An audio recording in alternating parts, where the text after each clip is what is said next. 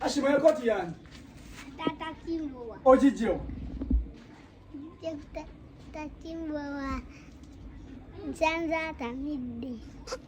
Ale gwe mwana mpekoti yange mbuno simanyo sanze tamidi kwa bwana uchachayi nansoni. Oyina magezi gwe mwana bwene mwe kulengerera ako. Bwa sanze tamidi nanywedde kashiba na amaso kisirubu.